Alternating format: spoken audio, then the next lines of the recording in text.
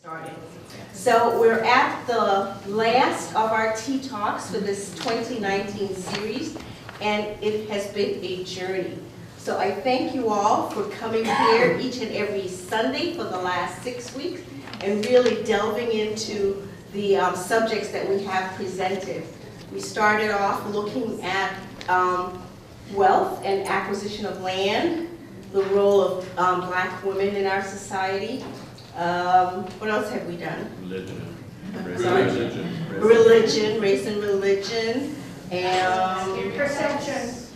biases, and the dialogue. Jeez, everybody's paying attention. Thank you. So today's talk is taking us on a little bit of a journey, and we're looking at different ways because the 5 talks before focused on some of the issues that divide, and I'm really excited that people were willing to go to places I haven't seen people go in these dialogues. And I also wanted to share one of the feedback that we got, which I thought was really exciting, as soon as I find it again. Just to let us all know that this kind of dialogue is important.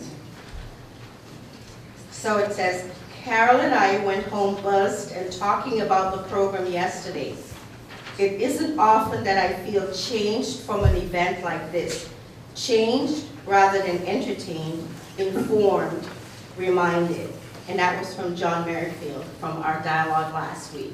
So our work is to engage hearts and minds in the dialogues, these tough dialogues. And if something happens, if you hear something at one of these talks that opens a place in the heart for this dialogue and allows you to step out of your comfort zone, I think we've done what we set out to do. So I thank you.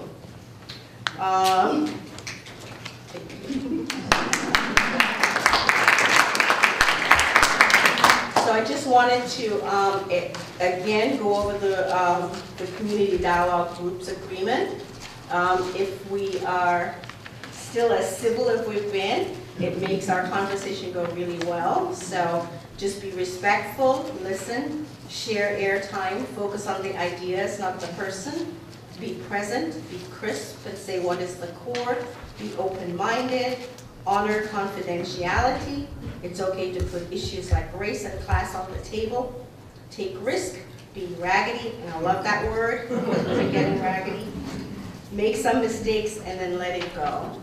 So if there's anything else anybody wants to add to that, we'll put it up today. But if we're all agreed, then we can get going and start our conversation. How's the volume? Good. All right, and we know where everything is? I hope so. I'll be here. So if in your hands out today, you have our presenter's bio. I'm sorry, Kate was not able to make it. She was coming down from Portland. And our other presenter, Brenda Lett, will be here in about 10 minutes. So we're going to start off with Will Arvello, who is the Director for the Division of Economic Development for New Hampshire. And I'll pass it on over to him as we get started. Thank you. Well, good afternoon, everybody, on a snowy Sunday. Happy to see all of you. Brave souls come out here. I commuted all the way from Newfield, so I saw a few cars off the road, and I wanted to stop and help them, but then I knew I had to get here at 2 o'clock to present this little talk. So I want to give you 2 perspectives. One is my perspective as a former community college president at Great Bay Community College for about 11 years. And then in my new role as the Director of the Division of Economic Development for the state, and what we're doing at the state level to try to change the conversation. I've been here since 2007, and I came from the Boston area to become president at Great Bay Community College. And as some of you may recall, at the time the college was located in Stratham. And our challenge was to move move the college to a new campus at Peace Trade-Port. And that went very well. We moved to Portsmouth, and in many ways it was has taken us in many different directions, but certainly in very good directions.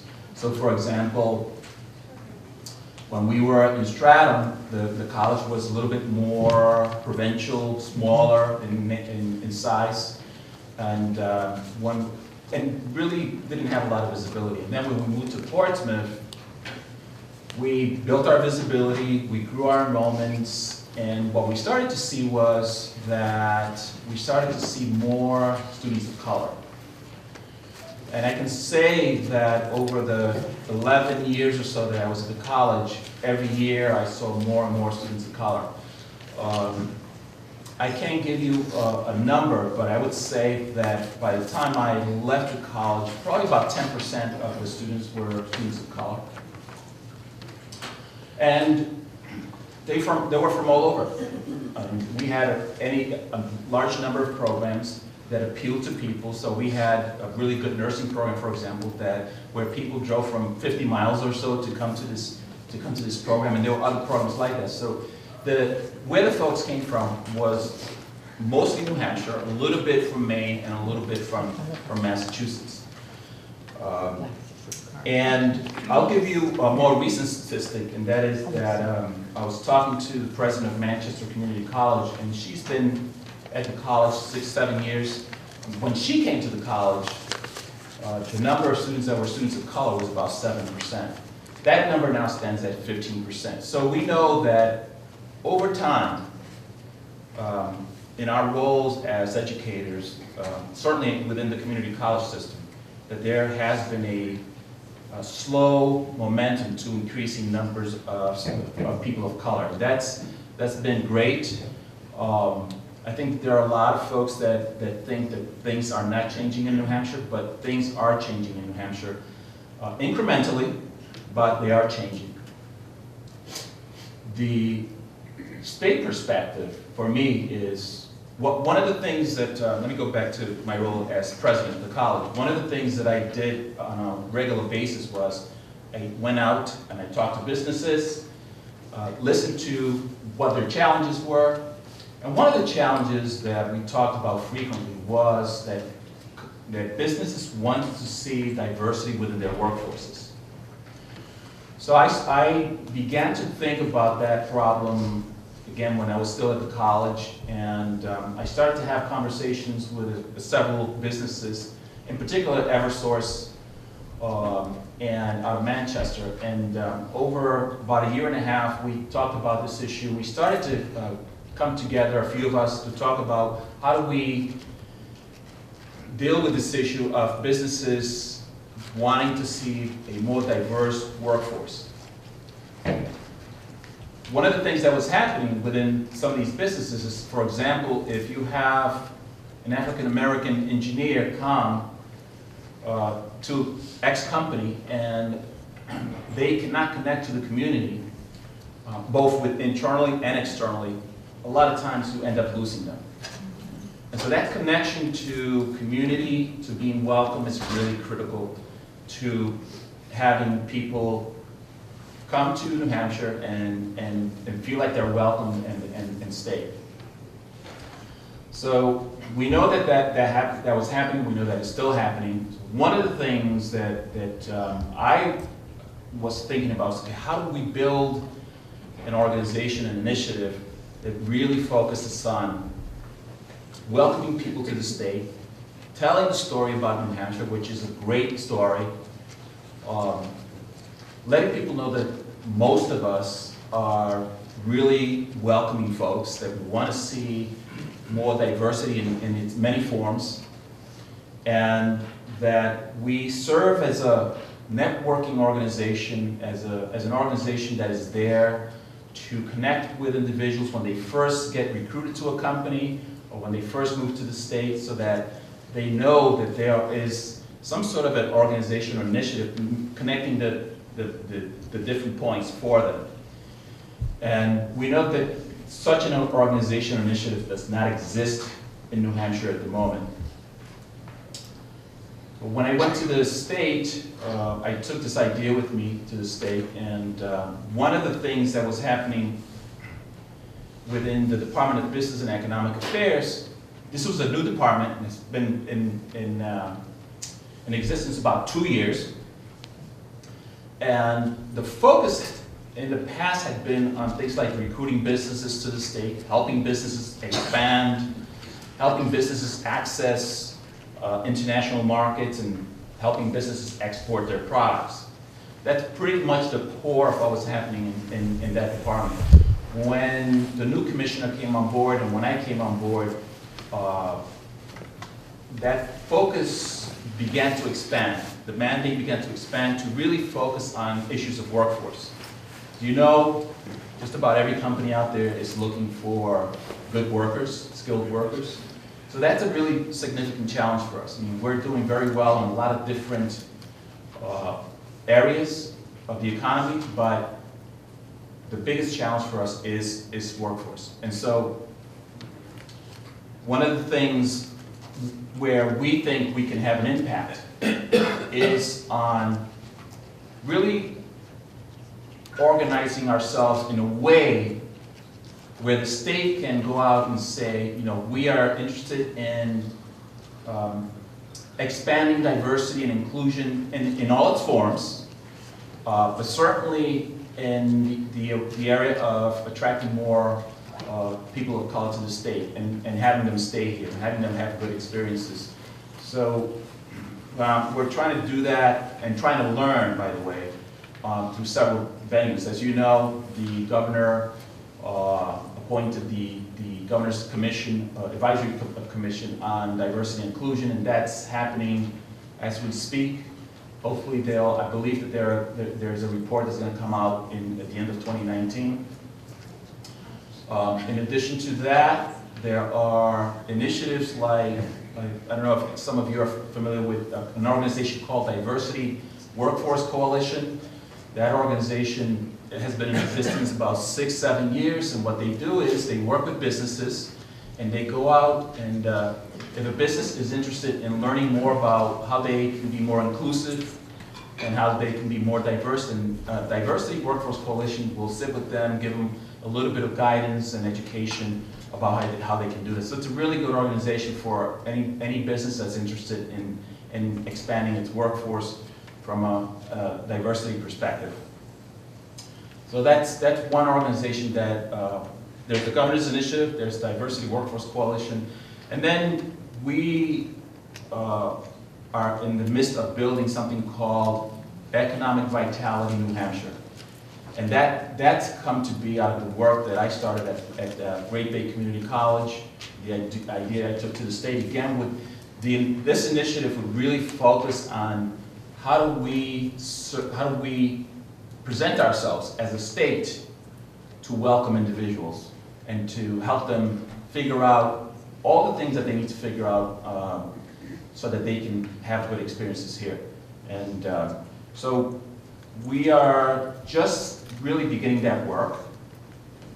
You will probably see that in 2019 we will come out and have several initiatives or networking events to bring people together.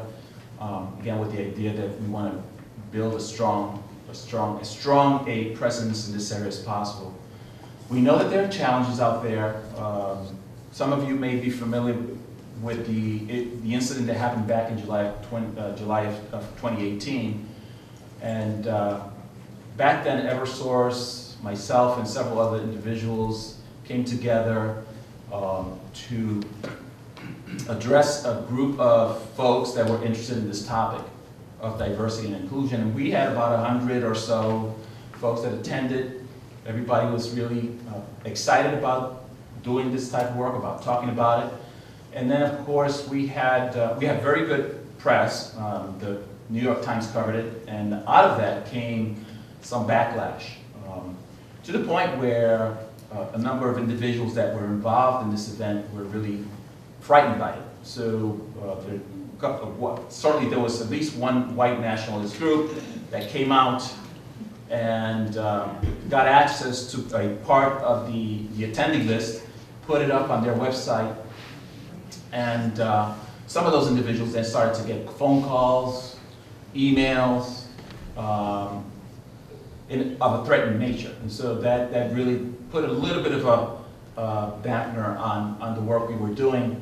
But nonetheless, I think that what we learned from that, we learned to be a little bit more careful, that there are folks out there that are in the minority, but there are folks out there who really don't want to hear about this, don't appreciate it, and but nonetheless, the work continues in New Hampshire, that we will move forward both, certainly in terms of the state's role, we want to move forward, we want to make sure that in 10, 20 years from now, we will have a community, a more diverse community, younger folks, families that are here, feel comfortable, work, build their careers here. And that's what we're after, because we know that, all of you know that we are challenged from a demographic perspective.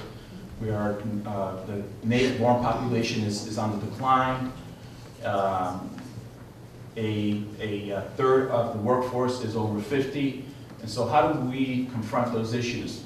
In a number of different ways, but one of the ways in which we do this is by making sure that we are attracting young families and individuals who are going to build their careers here. Because if we don't, then that has a negative economic impact on all of our lives, really, and on the state. So that is where we are from the state perspective, and then I'll turn it over to Judy.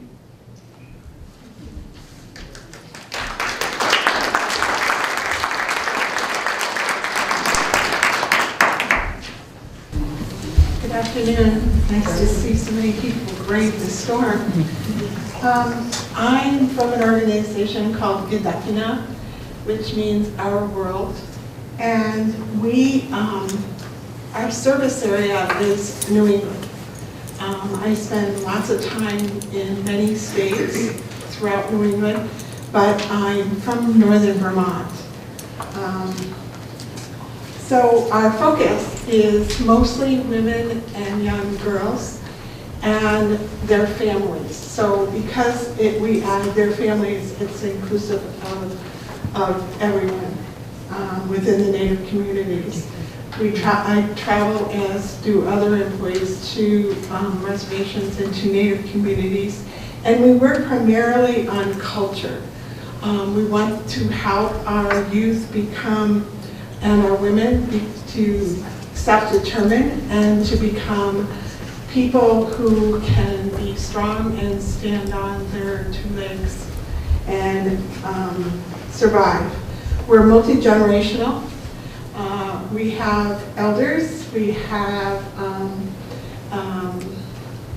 younger people, and very young people, like 1 year old, and their parents. And yeah, so we include a lot of generations. Our focus lately has been on culture and education.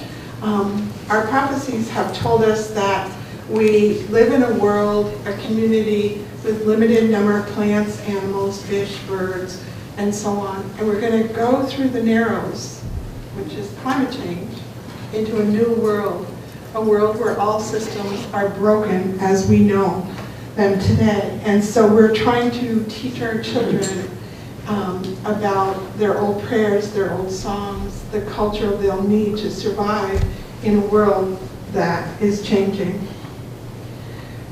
So we do a lot of drum programs where everybody makes a drum, and then they meet regularly learning songs and prayers that go with them. Here's another group, they're tanning hides, learning the process of tanning hides. A lot of our work has to do with paddling. We do a lot of paddling events where we follow sacred trails and places that we go to where historical events have happened, and we teach the youth about this, and we teach the youth how people have survived, and sometimes a very long strings of canoes traveling down. Traditional ecological knowledge is another area we focus on. And these women are learning to reclaim traditional agricultural practices. And they created, it starts from in Maine, they created a huge Three Sisters garden. And food security is another area. So we have these big gatherings where we share the harvest, and then we have pantries that we often will support and establish within communities, so that some of the food they grow in their gardens can be shared with others. And many of the women have learned the process of harvesting wild rice again, and they're taking plugs of the wild rice and moving it to rivers where it once was and no longer is. The same thing is happening with sweetgrass, which is a big part of their baskets. So they harvest the sweetgrass and in some places take the plugs and replant them in other places. There's a big component around literature and storytelling. We encourage young women and children to write and tell stories and to reclaim stories. And then we have this giveaway program where we go into non-Native schools and Native schools, and we teach teachers about culturally appropriate literature and what's available from the New England area. And so we've developed this arrangement with publishers. And because we're able to purchase and give away so many books, their sales have come up. And so they've been taking new stories in from the women within the community. So it's been a really nice circle that's been happening. And finally, we have our women's sweetgrass circles, which are the circles where women get together and problem solve and learn traditional arts like beading and basket making.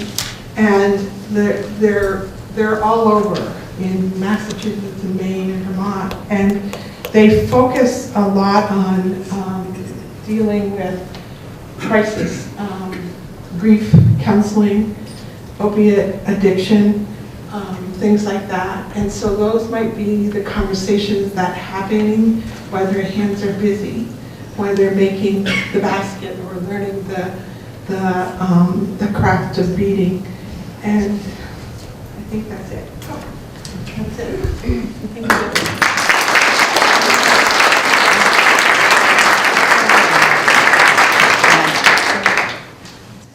Good afternoon. Good afternoon. First, giving honor to God and asking God to give me a clean heart so that I can deliver the presentation that I brought here today for you and kind of take me out. So with that being said, I'm going to start with this. For we do not wrestle against flesh and blood, but against the principalities, against powers, against the rulers of the darkness of this age, against spiritual hosts of wickedness in heavenly places. And that's Ephesians 6 and 12. And I just happen to see that because we talk about this world that we live in. And we talk about the changes we want. But it's really sometimes just talk. And so we got to take out the talk and deal with some action. So, since we're talking about reparations, I just happened to get this chart that just briefly talks a little bit about the various groups of people who have received reparations since 1952 up until 1990. And as you see, there are currently no people of African descent up there. And as you see, in 1990, the Japanese Americans got $1.2 billion with a B. And that blank down there is going to represent people of African descent with 1.9 with a T for trillion. That's why that's blank. So, I think you're gonna like it. okay. Are you suggesting people can hear me? I want them to Yes. hear as much as possible. Okay, great. So I was sharing with the pastor who I happen to ride up here with, Sister Mary Georges, that there was something called the District of Columbia Emancipation Act. And also, I'll just also share with you that Brother Willard gave me this information to add. And I decided to put the entire thing up here just so that you could have it. But basically what's being said is that the so-called slave owners were given money when they ended slavery, if you can imagine that.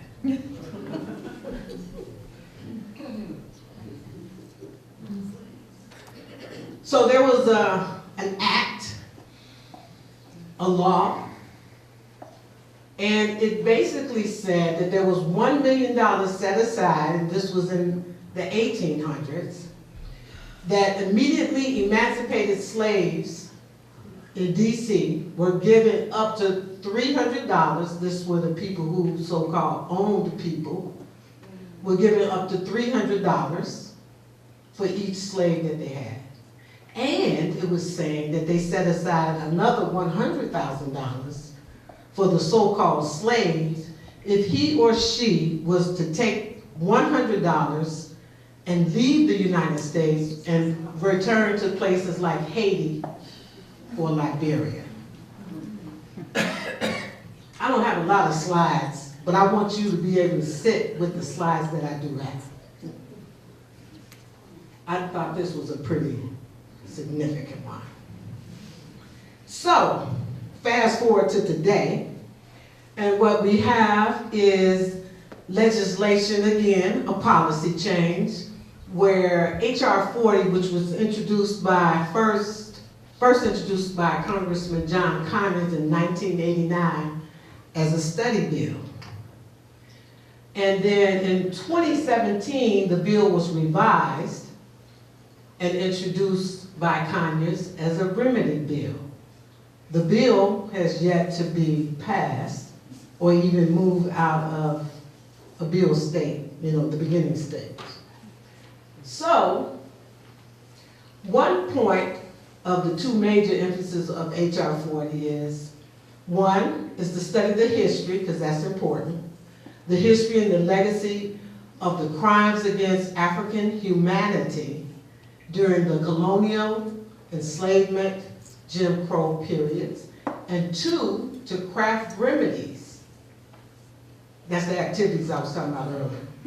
Craft remedies that address the multifaceted harms of these crimes with full reparations as understood by international norms as reparations. So we have models of that. I showed you the chart, and we have models of reparations. So an organization, one of the organizations that I'm a member of, is the National Coalition of Blacks for Reparations in America. And NCOBRA has 5 injury areas that we're looking at. Those are one, peoplehood, nationhood. That's when we were taken away from the continent, where we were living a life, doing whatever we were doing, and wearing the kind of clothes we were wearing, praising the kind of person we were praising, eating the kind of food, basically who we were as a people, that was taken away. Then there's wealth and poverty.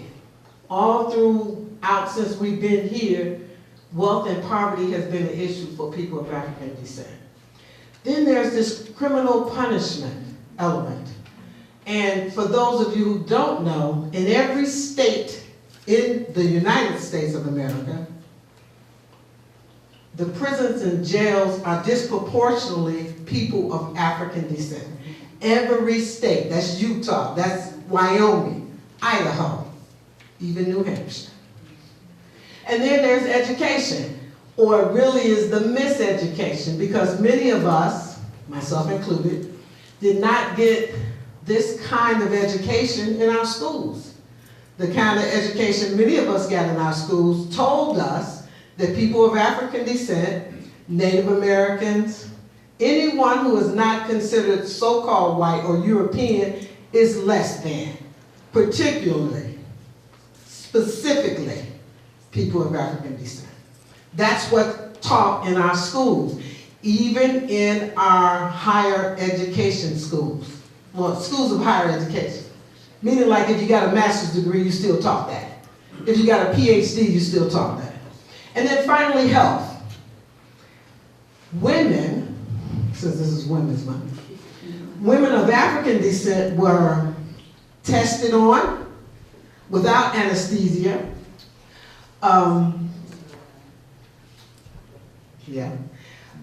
Henrietta Lacks, who we honored a couple of weeks ago, who could only go to Johns Hopkins Hospital in Baltimore because during the 1950s, people of African descent couldn't just go to hospitals of any kind. So Johns Hopkins was one of the hospitals that people of African descent could go to. Henrietta Lacks went there because she was having a lot of pain. She had cervical cancer, and they were able to extract her cells that are still living today. It's called the HeLa cells. So health, education, criminal punishment, wealth and poverty, and peoplehood, nationhood. Those are the 5 injury areas of NCOBRA. And then I think this is like my final slide. This is the International Decade for People of African Descent, which began 2015, which ends in 2024. So we, first in the nation, have the opportunity to work very diligently for reparations of people of African descent. We're first in the nation. So the United Nations Assembly requested states, like New Hampshire, to consider the UN's declaration on the promotion, which I put marketing, and full respect of human rights of people of African descent. And those are my sources. And thank you.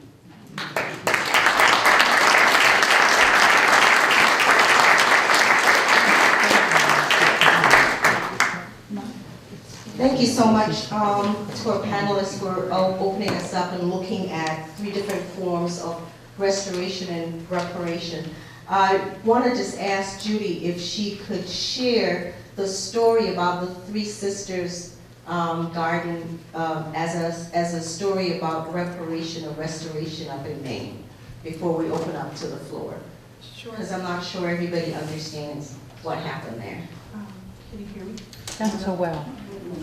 The Three Sisters are corn, bean, and squash. And they work together to survive. So first, on the mound, you plant the corn. And the corn grows a couple feet, maybe 1 or 2 feet. And around the perimeter, you plant the beans. And the beans then have a stalk to climb up. And they also are nitrogen fixers, and so they will put into the ground the nitrogen that the corn needs. And then around the perimeter of the beans, you grow the squash. And the squash plants are big and picky. The leaves, you know how they're picky? And so it keeps the raccoons from getting at the corn. And it also provides, because they don't like the feel of the pickiness of the leaves, it also provides shade to prevent the mound from drying out during the course of the summer. So during the process of building this, reclaiming and building this farm that has traditional ecological knowledge involved in it, they were also reclaiming old seeds.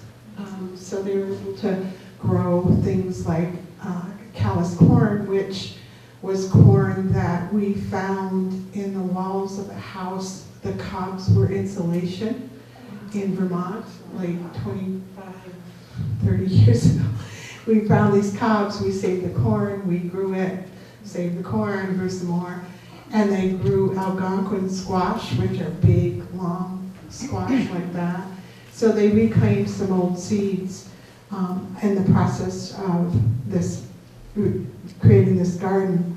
And this program has grown. So now in Portland, Miku Paul Anderson is working with a group, and they're taking vacant lots and they're creating these educational gardens in the vacant lots to grow Three Sisters so they can teach people about it. And it's also happening near Indian Township, near Princeton, way up in Maine. They're doing the same thing. And down in Hull, Massachusetts, they've been doing the same thing down there. So I heard that some of the seeds were brought back after the massacre from the 1700s and replanted in the area again. Yeah, some of the seeds in the process of reclaiming have come with amazing stories. So I just wanted people to hear that about the seeds, because I think that's another form of restoring and repairing as we move forward. And I know, Brenda, you talk a lot about reparation as repairing. You want to talk a little bit on that? Well, you know, it's really challenging. Yes, ma'am. You know, it's really challenging because it's really dealing with this issue that we're talking about around mental health. We know here in the state of New Hampshire, we talk a lot about the opioid crisis, and we talk about the need for mental health, and it's real. However, in order to deal with mental health, sometimes we have to go places we are not ready to go. So that's what I'm talking about. I'm talking about being courageous enough to go places that you're normally not willing to go. And that's the only way we're going to restore our country.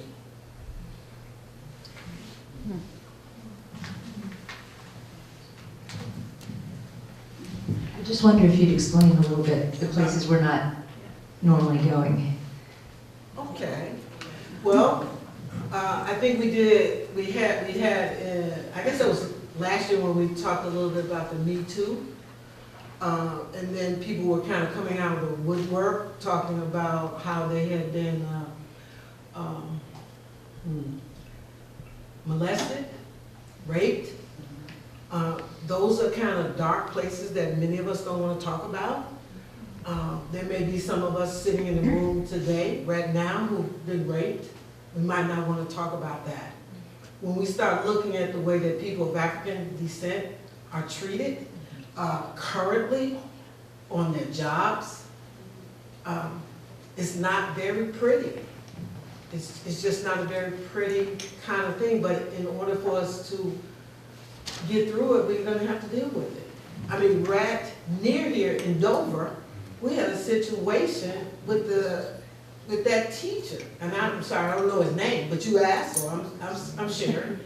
And you know, he's still associated with the schools. They have plans for him to return.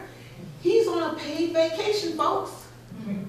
On everybody in the room's watch. That's what I'm talking about. That's just one incident. We got many of them across the country. I can add to that, if it's okay. Yes, ma'am. Please do. I don't want to be involved in race Olympics. What's that? My race is more oppressed than your race, or your race is more And I think I hear a what? So, but I do want to say I that did hear a per capita, you will find more Native Americans in prisons than you will in any reservation or any community. And our suicide rates are higher than any place any other community or group. So we try to do a lot of work on that as well. And the other thing too is, because of the doctrine of discovery, we are still seeing treaties broken. In this latest time was when the government went on shutdown. The commodities that were promised to people didn't show up, and so food was missing. And I want you to keep in mind the average salary on Maine reservation is $8,000 a year. So to be missing those commodities is a hardship.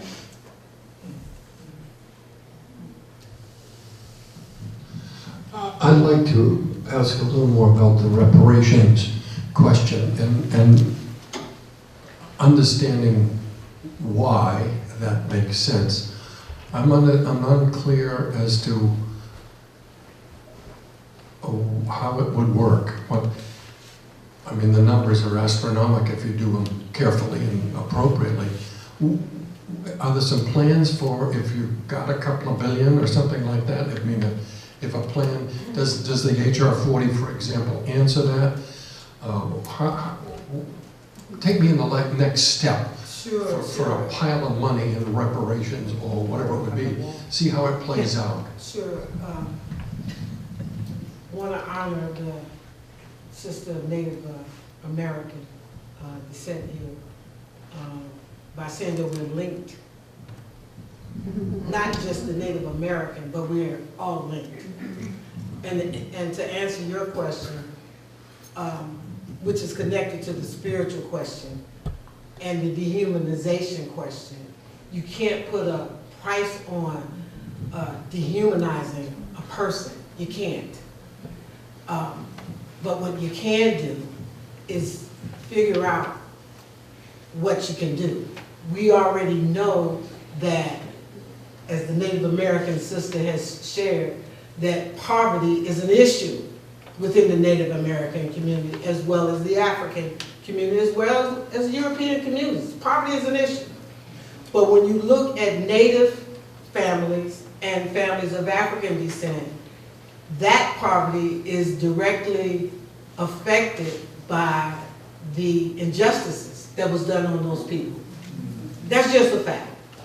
So what HR 40 does is it says, hey, let's take some time and look at it and begin to calculate. If we can figure out how to go into treaties with other countries, how to cut checks for if we can figure out how to cut checks for one group of people, we can figure out how to cut checks for other group of people. So that's one, is the check. The second thing, sir, is I still got some student loans. Those can go away.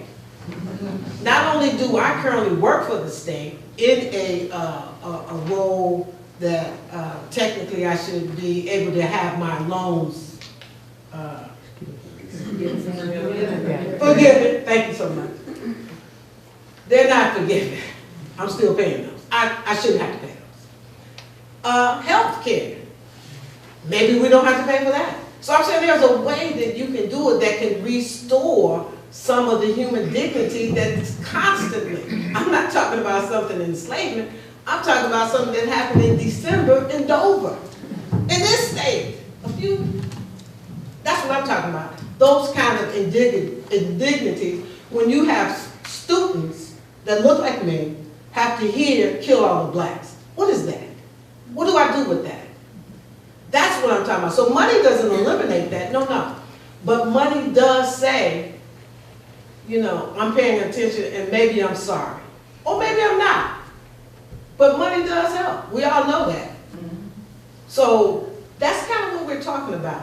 And as you can see, other people are talking about it now. So the more people talk, I'm saying this is something for the first in the nation people. If y'all in the room, this is an opportunity for us to be in the lead instead of often being last in the state, like we were with the Martin Luther King holiday and other things. We can be in the lead if we have the courage.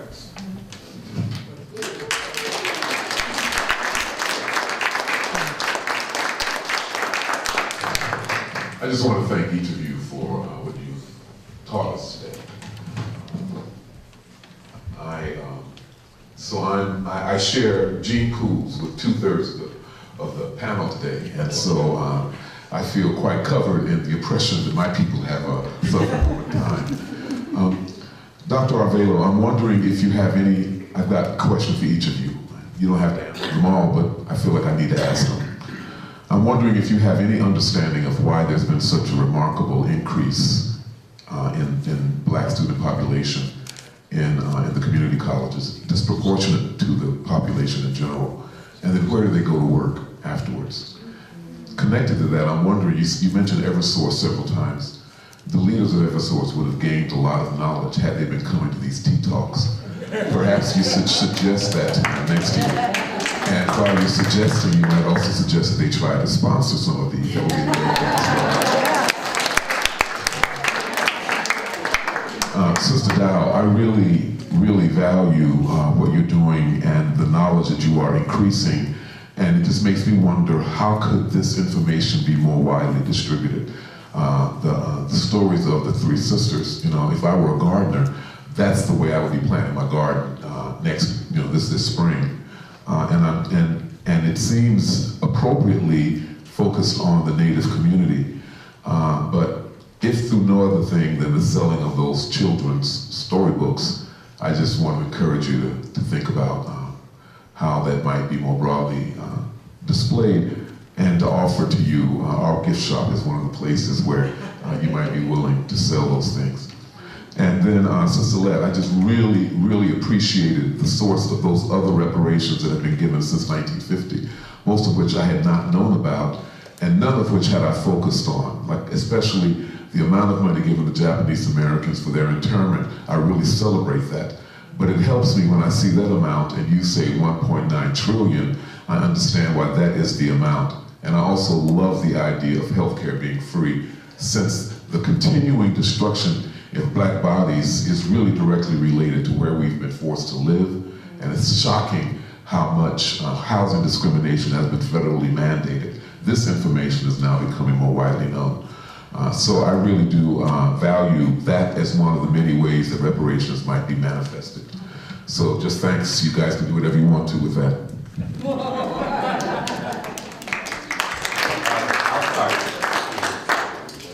I believe that the increase in students of color within the community colleges, particularly Manchester, Nashua, to some degree on the Seacoast, it really has little to do with the fact that we have more people moving into the state. We do, but not to the degree that we need. I believe that over the last 10 years, there's been an effort to reach out to the existing communities that are there.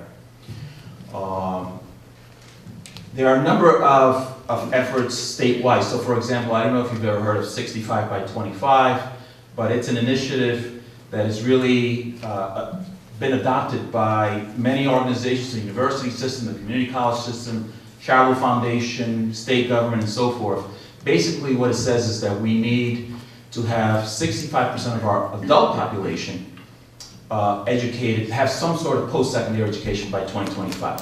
So there is a lot of effort to go out and reach out to communities that I think probably have not been reached out in the past, recognizing that we need to include everybody within the educational process, because those folks are going to be needed down a year or 2 years or 5 years, whatever it is, down the road, to be able to, those are the new leaders within industry, hopefully. So that's my guess, probably the biggest thing. There's a little bit of probably people coming into the state, not a whole lot.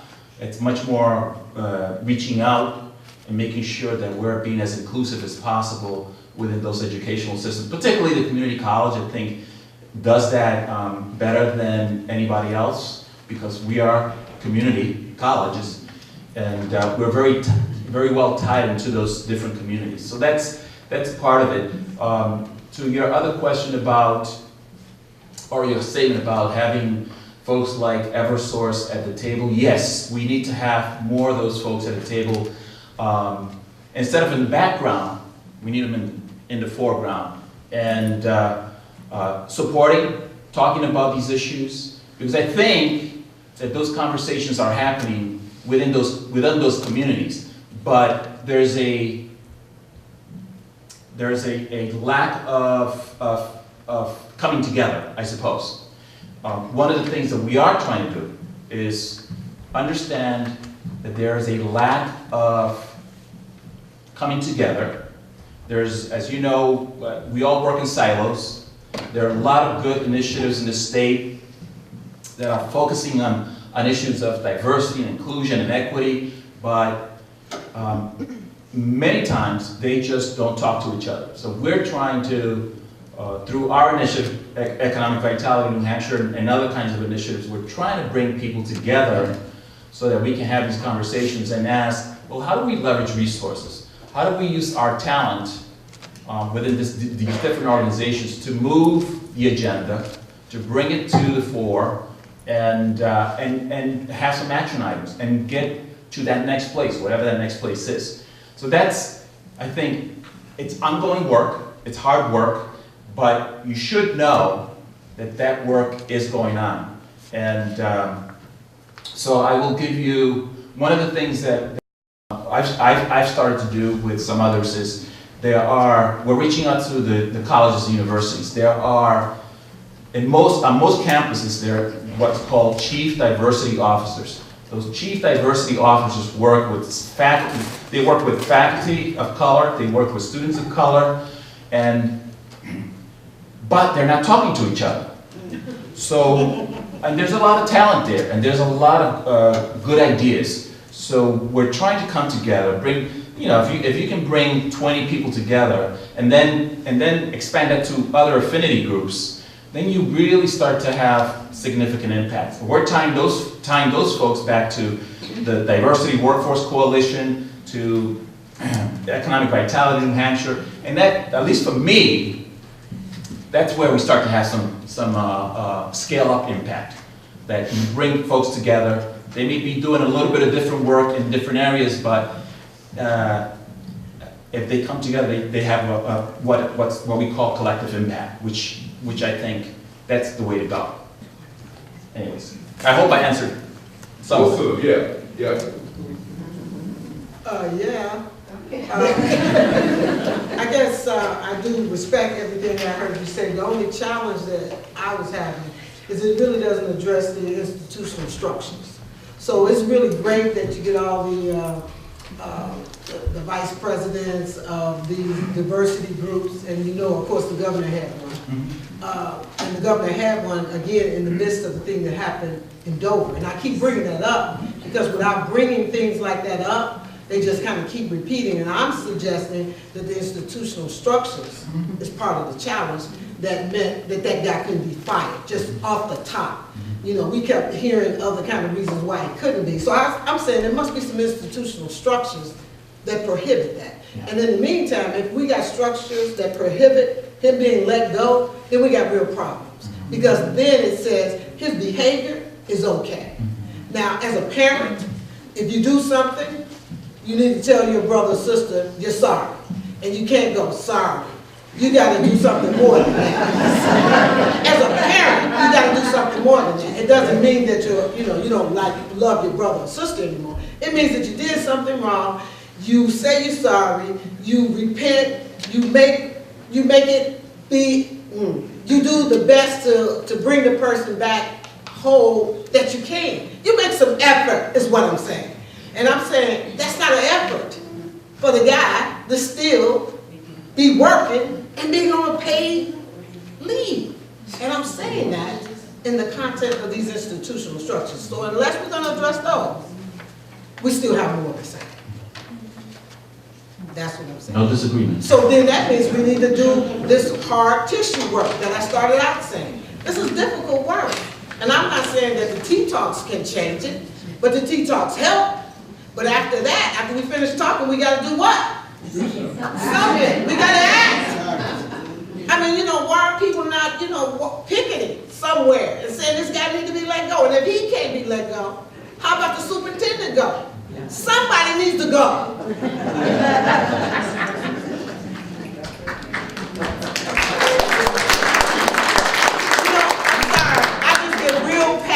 When it comes to these children, and especially these children that look like me, and my son, and my daughter, who also went through that, who are adults now. So when does it stop? That's all I'm saying. I appreciate your questions, sir. Your mama did not raise any fool. They were great questions.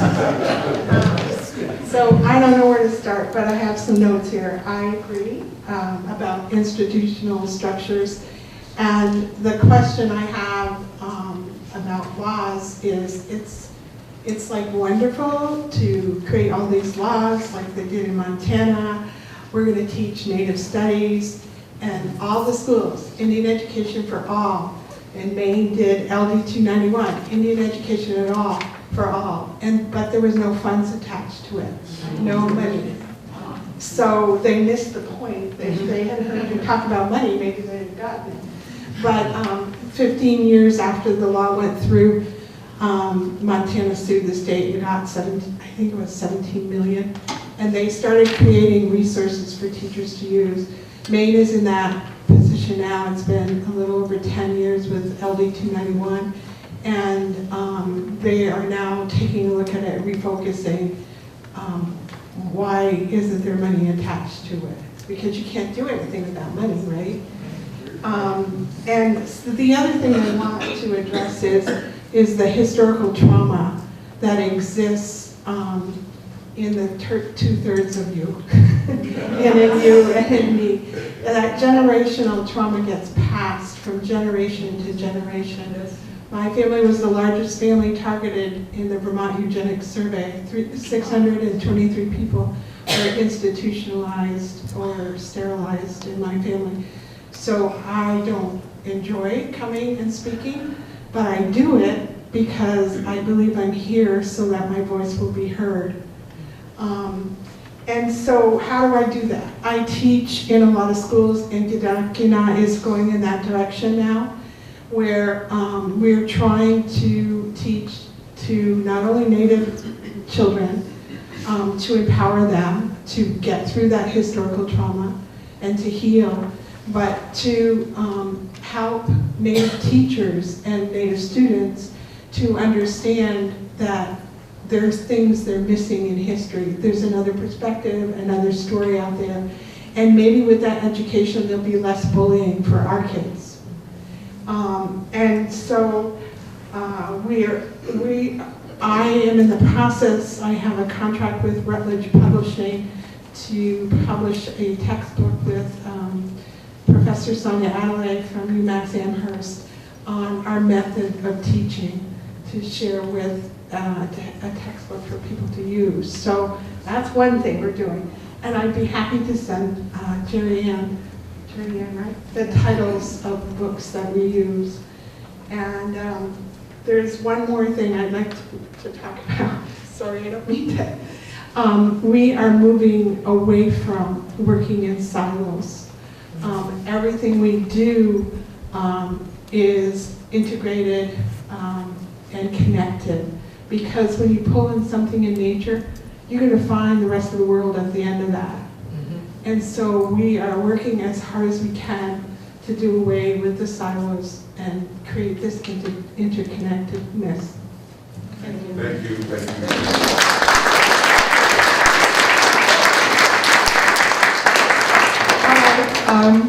You might have already touched on it in response to my question, but I believe founding the original sin was the torture perpetrated on the Native Americans, the Indians, in the founding of this country.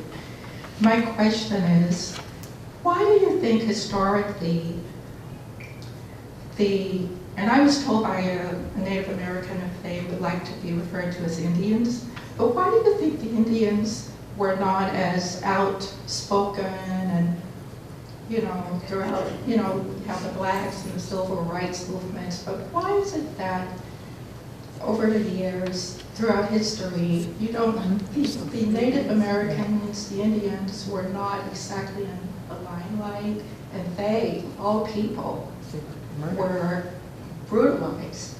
And I would love to know your take on that. Wow, that's a heavy question. Yeah, it is. How you gonna respond?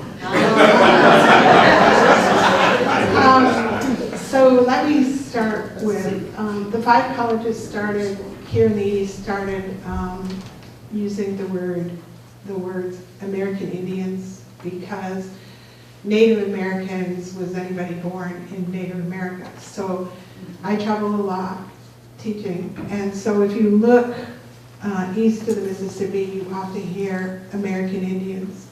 When you look west of the Mississippi, you often hear Native Americans. But when you go to individual Native communities, you always hear Indian. And do you know the difference between an elder and an older? So an elder will pick your people up and move them forward. An older just gets old. And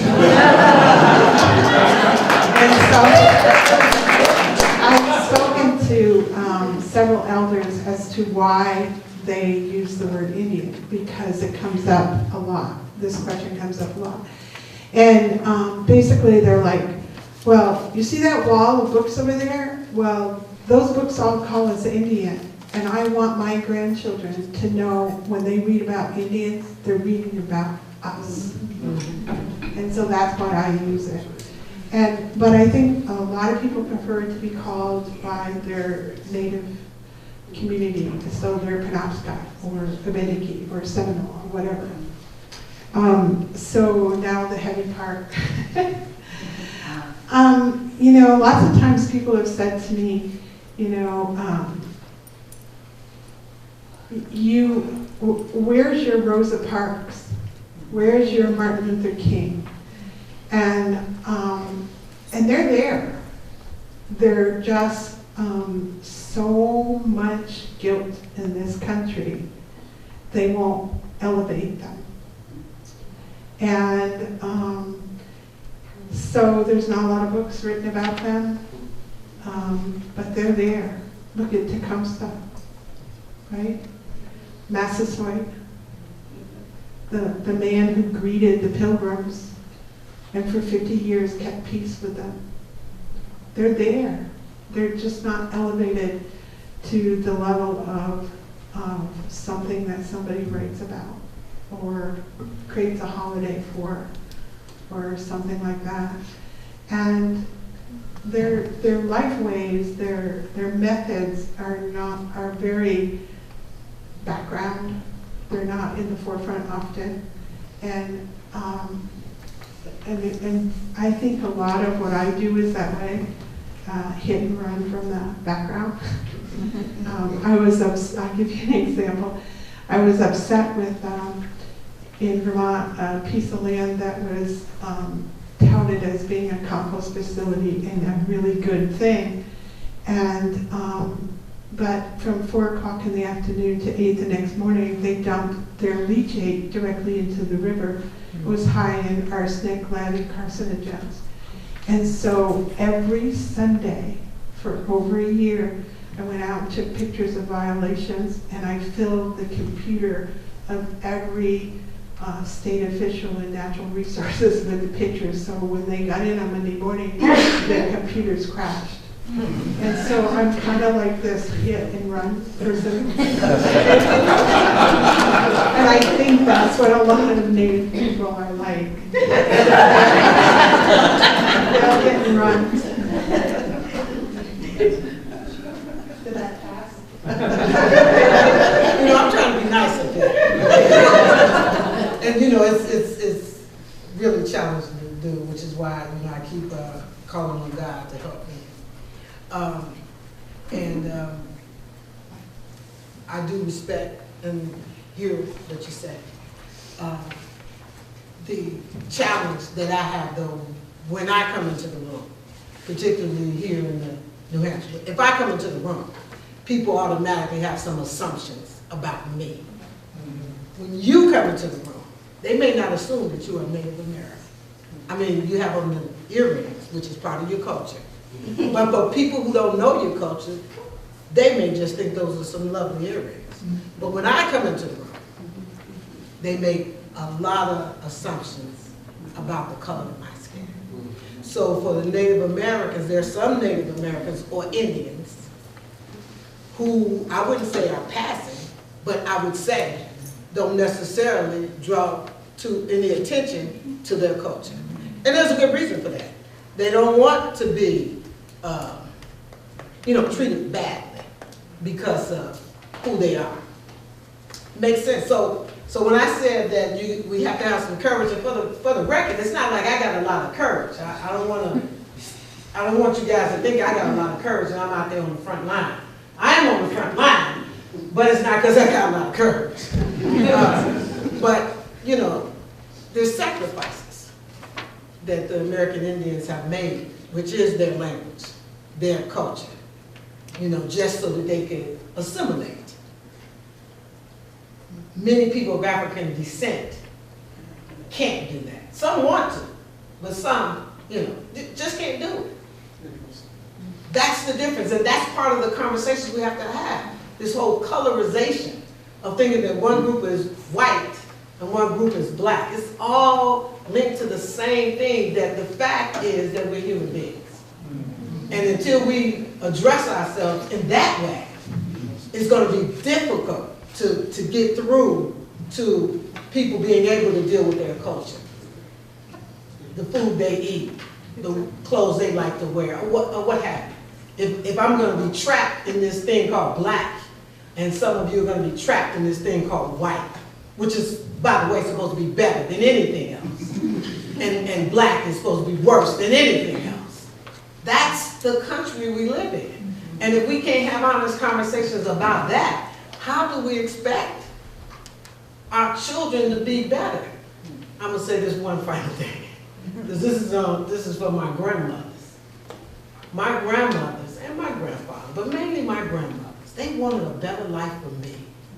They did. They wanted me. I was first in my family to go to college, and I did go a couple of times, But now I want something better for my grandchildren, and that's why I'm sitting here. Because I want something better for them, and my grandparents wanted something better for me, and I think I did have a better life than they did, in many ways. But in other ways I don't, because I am an emotional wreck sometimes. Because I'm going to mention it again, that Dover situation. We need to do something about it. And I live in Manchester, I don't even live in Dover, but, okay. I have a question, Mr. Arvello, but also the other two speakers.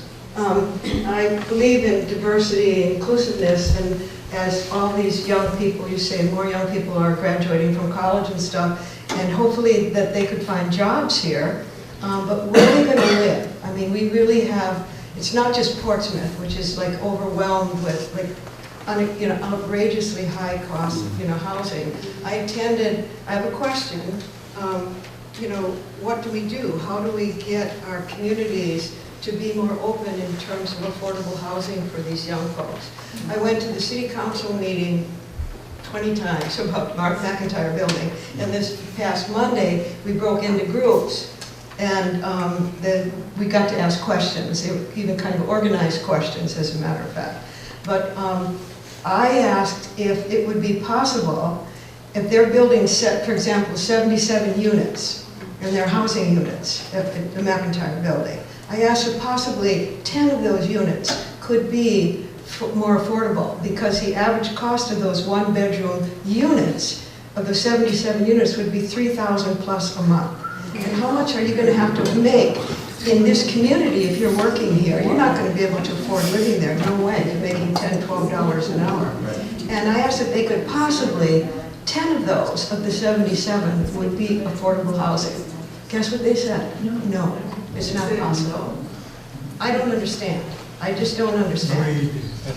So, you know, one of the What statistics, what can we do is my question. one of the statistics is that if you want to live on the seacoast, particularly in Portsmouth, you probably have to make $100,000 or more. If you're going to stay within that 30% of your income going towards rent or mortgage, whatever, it's that high. So anybody who's making $20,000 or $30,000 or $40,000 or $50,000 or $60,000 even, it's really hard to be in New Hampshire. But you know, I want to kind of get on the same wavelength as the sisters here, and that is that it is we do have to recognize our humanity, and to your point about structure, that we have to look at the structures until we start to look at our economy in a different way, and until we start to look at how we treat other people and other groups.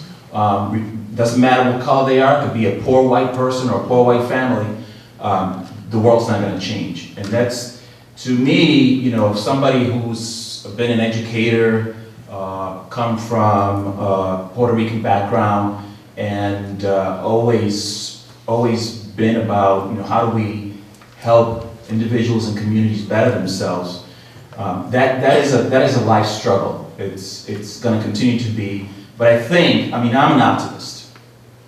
I think that over time, we have to figure this out. Because of the global warming, because of the injustices to Indians and American Indians and African American and other groups, we have to figure it out. We cannot really move forward in a really good way without confronting some of that. So, I'm not going to answer your question because that is an endemic problem across the state. And as you know, as many of you know, it's a local problem. Local communities do not want density in their places because they think that if they build multiple unit homes or houses, that is going to bring in low-income folks and crime and so on and so forth. And that's the furthest thing from the truth. But that is the situation. You know, just about every municipality, if you're not forward-looking, you're going to put in obstacles, zoning obstacles, to not allow affordable housing to be built, or for that matter, any type of multi-use housing.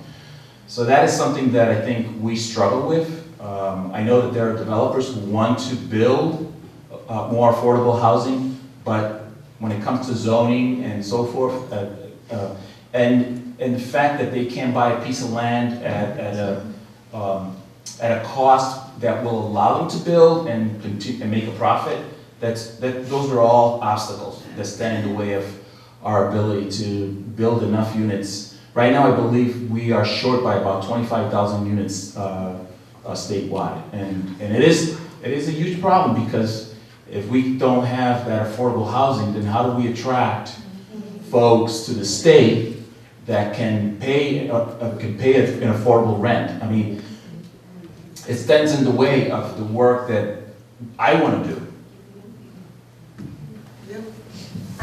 I'd like to add to that as well.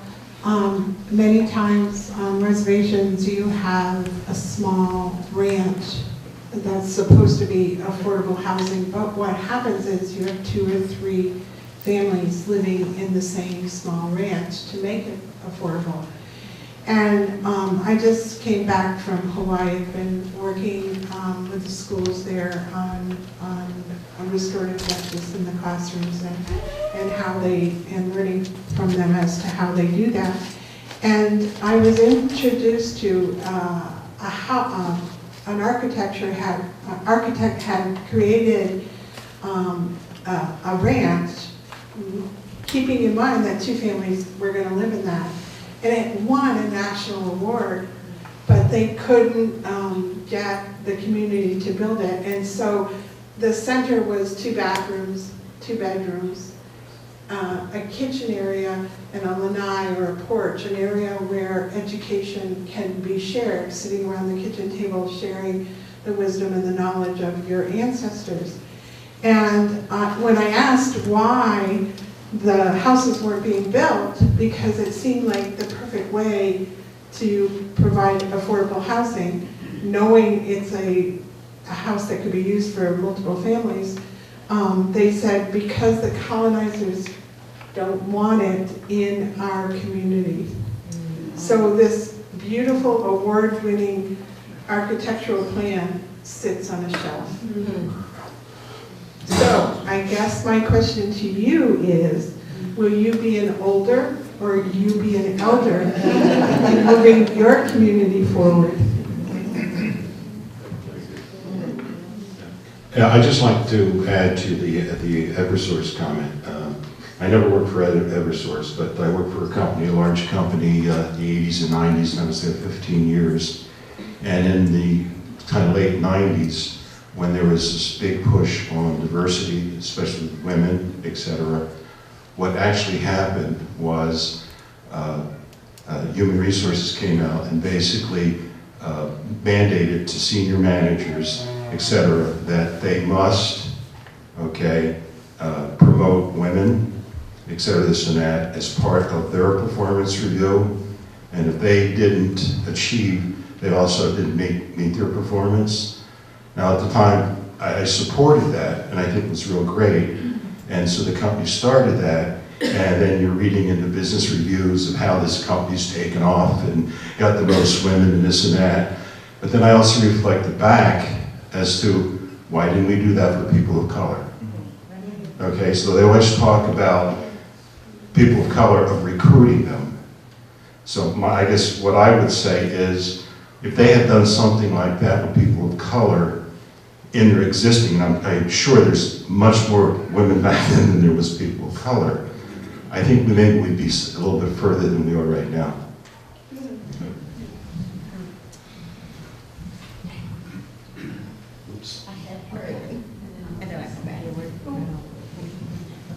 Were you going to answer that?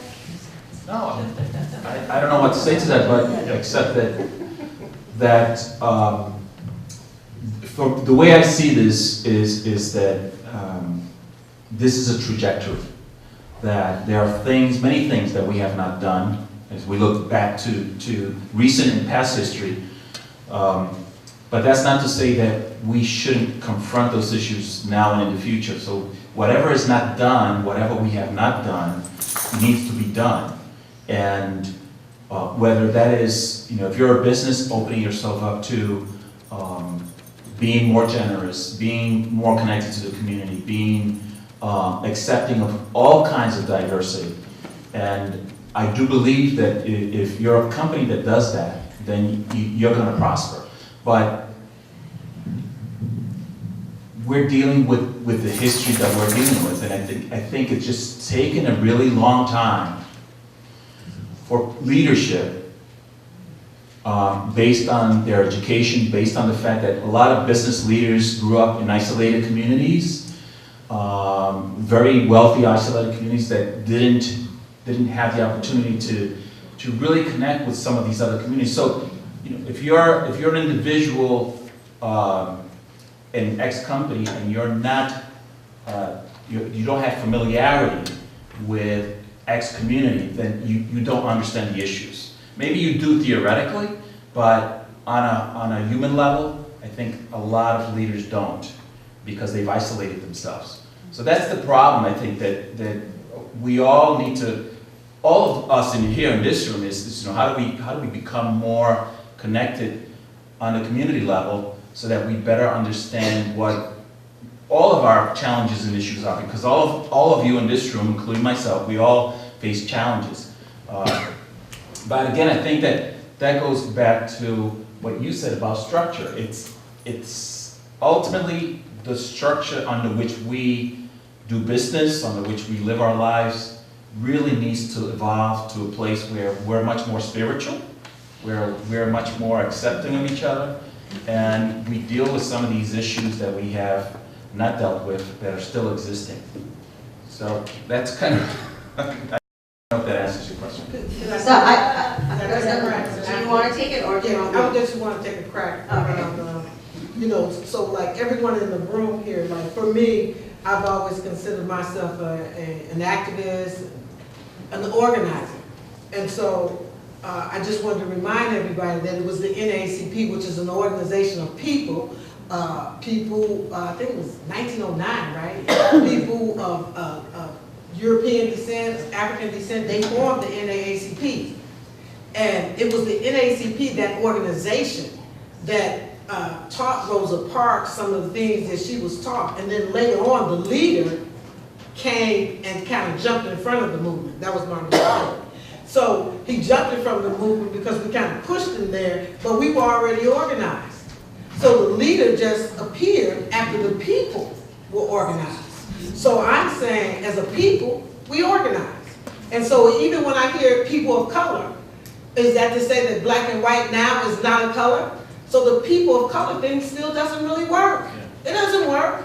I mean, I understand it's a process of evolution, but we need to be very intentional about what we're doing. And so, and it's going to take a while. Unfortunately, I just seem to always be ahead of my time, Jim. And I'm only saying that because Jerry Ann knows me, and when we first got here in 1993, and Sister Mary knows, I was always talking about this racism thing, and it became a thing where people wouldn't even want me to come in the room. You know it's the truth. But now people are talking about racism. As a matter of fact, you're doing T-Talks. I mean, with hundreds of people coming. And So- Brenda, you're right on time. So I'm saying, there's a way to get ahead of it. If you don't want to consider yourself, if you want to hold on to your whiteness, you can, but you can be German American. You can be Polish American. If I can be African American, you know, you can be Latin. I mean, be a person. Don't be a color. So that's not I was gonna follow that. I was going to organize. We got to organize. We got to start with the people. So what I wanted to just go back to this about women being in position of power in businesses. White women, most of all, benefit from affirmative action. So it wasn't businesses taking up the thing to hire women and moving them up. It was a law that was passed about affirmative action. And so then the business followed. But because of white supremacists, they didn't raise black women up, they rose white women up. So that's why we have more white women in position of power than we did black women, because of the system of structure that raises one race above another. So that's that's my answer for the one that you called out first. Can I respond to that? Go ahead. Yes. Yeah. Given the situation at that time, okay, I had management positions, etc. I wasn't senior, but what they did, they put a woman, and there were women, there wasn't a hell of a lot of black women, I don't think, in the company. Okay, it was basically all white. So I don't think that the act necessarily discriminated. Not necessarily. Not necessarily. Okay. And so what happened, a woman was put over me as my supervisor. She didn't want to be. She didn't have, you know, she had the expertise, but not the management. Didn't want to be it, et cetera. And there was a lot of hand-holding, et cetera, this and that. And, you know, she got promoted, this and that. And then my boss got his performance promotion, everything was honky-dory. What they didn't know at that time, I was also a person of color. Yes, you were. Okay? I'm 30% African American, and I also belong to a tribal group, Lenape down in southern New Jersey. Okay? So, did I take it personal? Yeah. Did I speak up? No. I understood the spirit and what they were trying to accomplish, but I still, myself, said, why didn't they do that for, you know, any person of color? Sure. Okay? Yes. Thank you. Again, that system, the structure, right? Yep. The structure allowed it and worked within a structure. And we need to dismantle the structure in order for change to happen. Well, you both have addressed part of what I was interested in saying, and I was anxious to add that in terms of the economics of the situation and working, for example, with a big company, have you worked with HR people in those big companies Okay, because they're usually not always all that important in some companies, but they are often the first line. And I'm thinking we need to be intentional. We need to be welcoming, and those people need to know that that's what they are supposed to be. And if somebody who is interviewing is a person of color in the state of New Hampshire or Maine, which is where I'm from, they are going to be aware of the fact that there aren't a whole ton of people that look like them, but they do exist. And I think one of the things that might be helpful is to have a network that's already established of people who will come together periodically and either create materials or hand to somebody who's an applicant, and for the HR person to feel comfortable doing it, which is the other thing. Give them, look, we have a lot going on here. There's a lot of people here, and there are a lot of resources, and we're working on it, and we want you to join us. You're gonna feel good about it, and make that a very positive, intentional direction. And if somebody in HR or anyone in the hiring position doesn't go along with that, give them the boot. All right? And I think there was something else, and what was it? Oh yeah, the other thing is that I think it is hard. It's hard for us as individuals sometimes to feel comfortable talking about differences in race and culture, okay? So a company is not an individual, but they are made up of individuals who may not be comfortable. And so if there's a group that can be created within the state government, and maybe, approach one of the bigger companies or several big companies and say, look, we're gonna work with you and help you over this hump. We're gonna tell you, or we're gonna share with you what we have found to be good ways of incorporating welcoming actions. Because you may be uncomfortable, we understand that, and we want you to help you get over it so we can move forward. So a couple of comments on that. I'm a firm believer that to institute change, you have to work both from the top, from the bottom, and from the top. So for the HR folks, yes, we need to engage those folks, and we do. But you also have to approach the leadership, because a lot of times change does not happen if the leaders are not driving it and are buying into it and saying, we're gonna move in this direction, whether you like it or not, because it's right. And so it's both things. And so basically that's it. It's both things. I know that there are a lot of groups in this state that are working on some of this stuff. I mentioned Diversity Workforce Coalition. They do.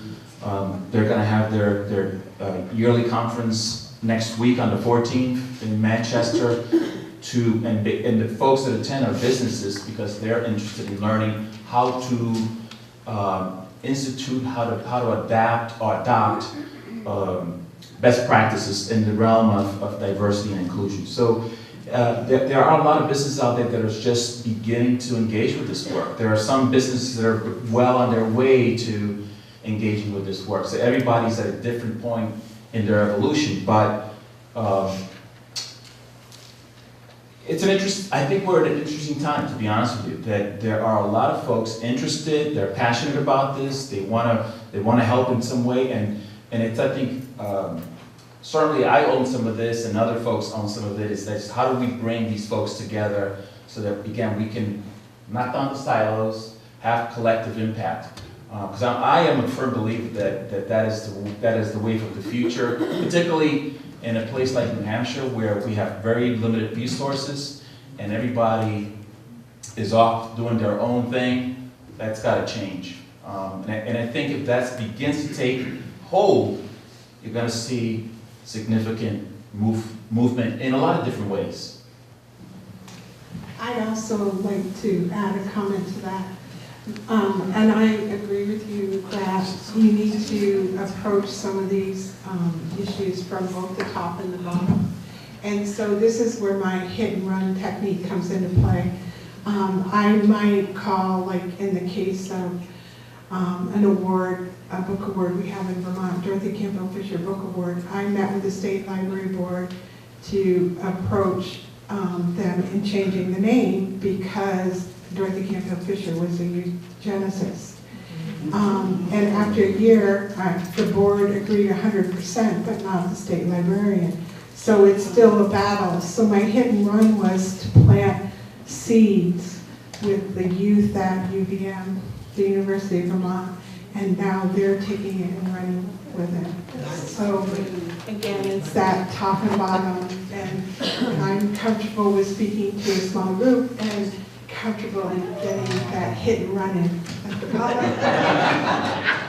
I just want to add one other thing to this, and that, of course, if you want to change, you have to step in it intentionally, and to a large degree, you have to have courage.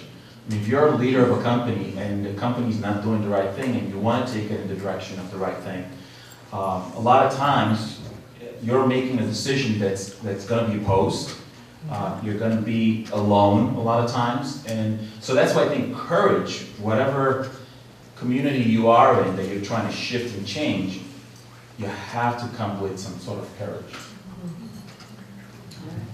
Hello, my name is Valerie, and I was thinking before that when we talk about diversity and coming into communities and change, and I was thinking about change and how much resistance in general as a culture that we have to change. And I think about little community, and I know Mary and I were talking about this library. I don't know, 10, 12 years ago, a new library. People fought it. It was just, you know, a lot of resistance to change.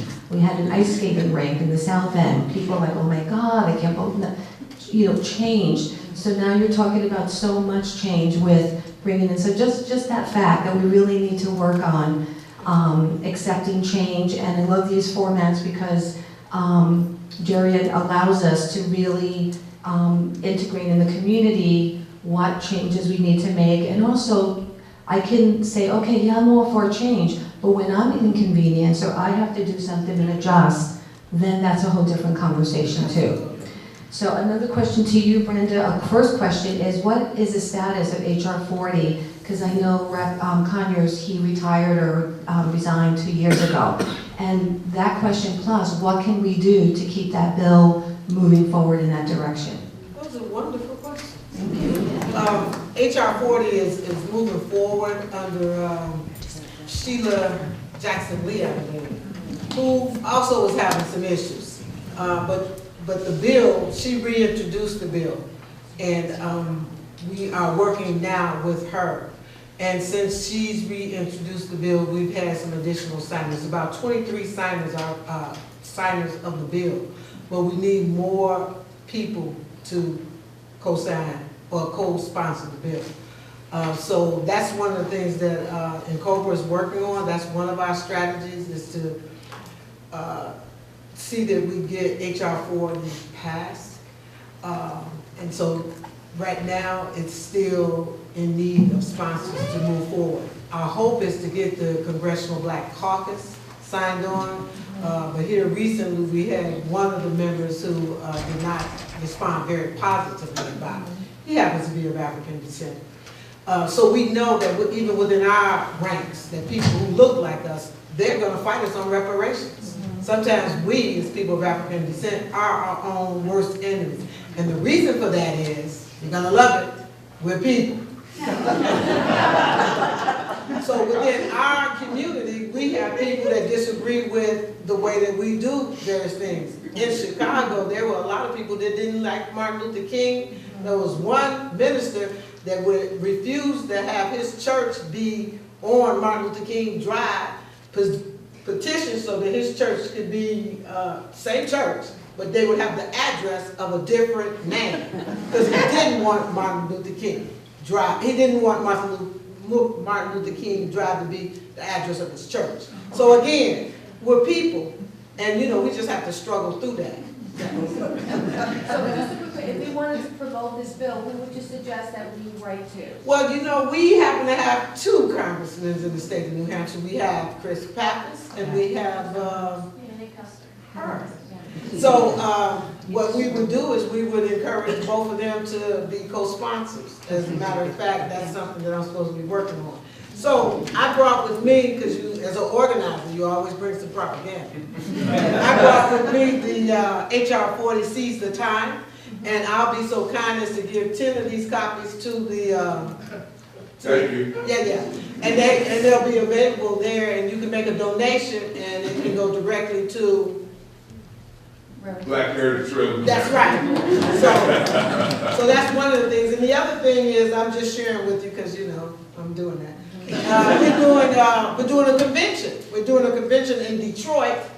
And in Detroit, Michigan, and if you didn't know, the people in Flint still got some issues with them. In case you didn't know. So we're going to be in Detroit, and we're going to have some people from Flint to give us an update. And we also, I'm so excited about this part, we also going to have Judge Mathis. He's going to be our banquet speaker. I'm excited about that. So I have a couple questions. If there's anybody else raising their hands in the audience. Two questions. To Brenda, I'll start off with you. For most of the countries that have done reparations or the incidents where there have been reparations, there have been a period of reconciliation where people get a chance to tell their story. That hasn't happened here in the U.S. It has happened. People have been telling their stories all along. Not on a national level. We haven't had a period of reconciliation where, because we could raise this question all the time, you know, why do black people deserve reparation? When we haven't even talked about reconciliation. Is that a step that we need to have? You know, I'm probably not the best person for that. You probably would need Woolard for that. I think what I bring to this work is more of an emotional kind of thing, because when you ask me that question, my response is, oh yeah, we have been talking about it. Yeah, no, I'm saying, even on a national level. But, you know, it's just like the marketing thing. If it's not marketed, then you don't know about it. The biggest thing that happened with reparations was this woman, Marianne Williamson, who's running for president of the United States. She did a 45-minute clip, and I can send it to anybody who hasn't seen it, where she explicitly talked about reparations. After she did that, you had a whole bunch of people there talking about it, including Nancy Pelosi. So it depends then who's giving the message. So sometimes it's the messenger. So to say that it's not done doesn't mean, no disrespect to Sister Jerry Ann, doesn't mean that it has not been done. Right. But you mean On a national scale? On a national level. I can't answer that. Yeah. What's your second question? Okay. Does Pat want to talk about that too? Because we haven't had that for Native Americans either. So peace and reconciliation has been big in Canada, and it's the same old story. It didn't work. Why? There's no money attached to it. And in Maine, there was recently a movie that was created, and the movie the focus was peace and reconciliation, and the same thing. There's money for the person who made the movie, but there's no money for the people who need to speak out and be heard and heal from everything that's happened. So it's the same old story. No matter what any institution does or what any organization does, if they don't attach money to it, there'll be little to no progress. Because you won't know about it. Right. Catch-22. Yeah. So my last question is to Will on this one, because I was at that meeting that the business we organized in Eversource, and when I left that meeting, I thought, wow, the businesses are the one that's going to be able to do this thing, to really talk about diversity and inclusion for great, because it was such a powerful meeting. And we had the fallout from the meeting, and then business stepped away. right? They decide not to be associated with what happened. So what role can business play now when they, wave the banner and then walk away? Well, the thing is that incidents like that scare people because they're scary. Somebody comes and has your name and puts it on a website and then sends you emails and so on and so forth. That's a scary thing to happen, whether it's an individual or whether it's a business.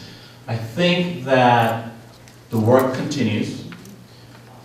We will continue to organize. One of the things that businesses recognize is that they have to support this. They have to move in this direction because young people want to be in diverse communities. And if businesses don't address that, or whether, it could be Portsmouth. So if Portsmouth doesn't address that, then people are going to go elsewhere because they feel, I think that, there's hope in this next generation.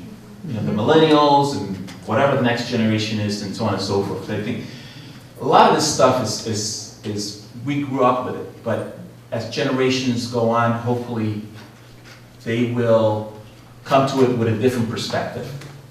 And as you said, we're all people of color, and that's the way we got to look at it. And I think so. But we are where we are now. That is that we do need to continue to work with businesses, with leaders, to impact not just the issue of diversity and inclusion, which goes across the spectrum from people with disabilities to LGBTQ to veterans and so on and so forth. But we've all said, I think, we just need to continue to evolve as a community that's eventually going to get us there.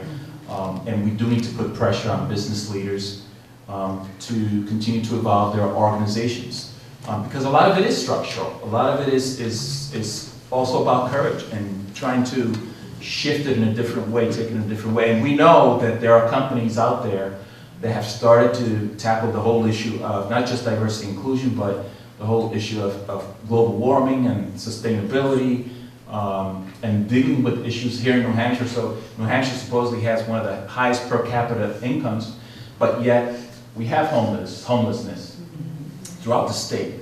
And we have one of the lowest poverty rates, if not the lowest poverty rate in the nation, but yet we have homelessness and we have poverty. So those are all things that are endemic to the structure that we follow. It's, I had to kind of step away from my state role and speak to you from a more heartfelt, emotional place, because those are all things that I think many of us, or all of us, have witnessed or lived. I mean, I'm assuming that there are many of you here in this room who have relatives or friends that are struggling with the opioids, right? Or with behavioral, mental kinds of things. So those are all things that are just make it very challenging to address the bigger issues around equity and inclusion and fairness in our society. And I don't know what else to add.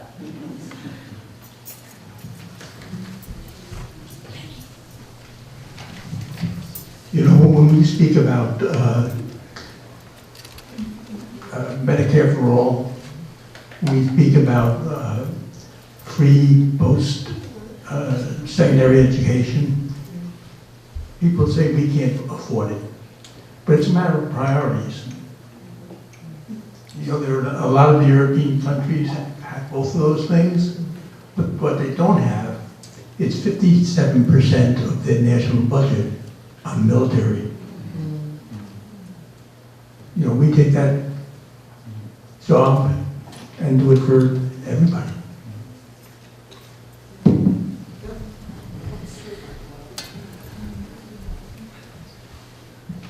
Any more questions?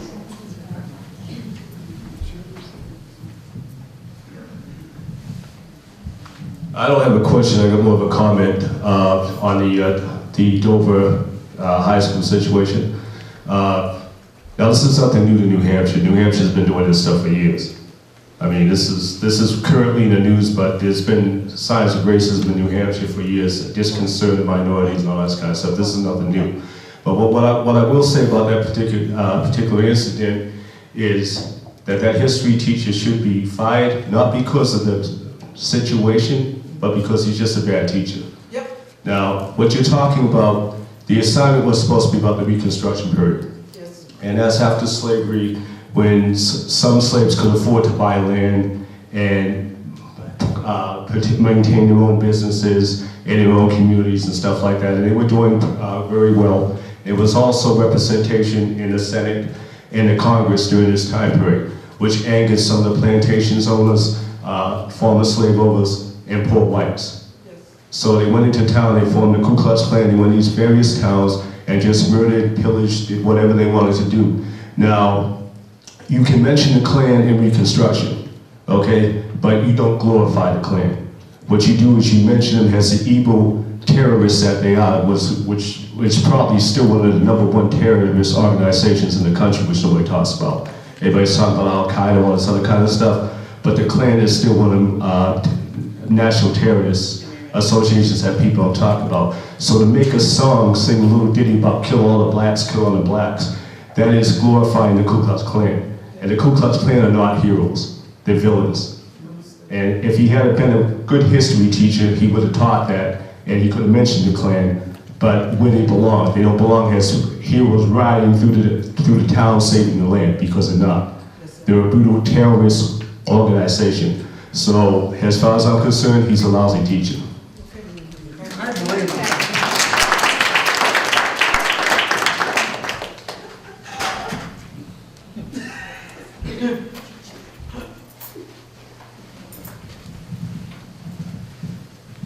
Hi, I just have really 2 quick things. Thank you very much for speaking up. That incident in Dover has been haunting me ever since that it happened. And I think that since there's a group of us here today, if anybody wants to get together and strategize or make a plan or something to mobilize and talk about this more, I stay and have that discussion for a few minutes. And also, Brenda, I didn't know if you could make your slideshow available to us. It was just 8 slides. What's that? I said it was just 8 slides. That's okay. And one Thank of you them very was much. a scripture, but okay, sure. Jerry Ann can maybe do that. Yeah. I know we're videotaping, so it'll be on our YouTube, and the slides will be on the YouTube, but we can get it to you. With Brenda's permission. Oh, yeah, not a problem. Any more questions? I have a Dover story. Okay. I'm sorry, I'm being from Northern Vermont. I've been trying to follow this conversation about Dover, and I thank you for giving me more information. In 1659, there was a large Abenaki community in Dover, and 41 English families came and created a fort there.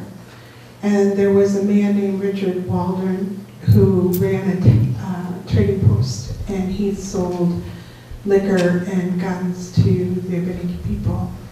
And there was fighting going on in the Boston area, and hundreds of Native people fled to this community, to this village. And there was a time when Richard Walden decided he was threatened by the members of the community. So they planned this fake militia event where they would all show off their arms and stuff. And in reality, it wasn't fake, it was real. 8 Abenaki people were killed. 200 Abenaki people were enslaved and sold off to Barbados. And 200 Abenaki people approximately fled to Trois-Rivières in Canada. And I descend from one of those people. And so it kind of fits in with our theme today and the Dover story. So there's one more Dover story for you in fighting your battle with this teacher. Thank you so much. If you have any opportunity, Jerry usually gives us a chance to talk amongst ourselves.